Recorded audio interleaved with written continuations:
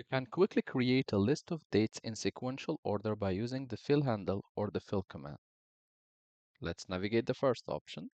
Click in a cell and type your date. Click and drag the fill handle, and your date has been updated.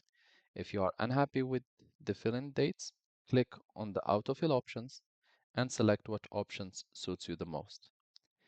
If you wish just to replicate the first cell value, just take the fill handle and then click Ctrl D, and it should replicate in the whole selection. The second option, select a cell, type a month and a year if you wish, and next step we'll be selecting additional cells where we want additional dates to be added. Under Home tab, click on Fill in the far right and select Series. Here, as a date unit, choose the unit which suits you. In this case, I want months, and click OK.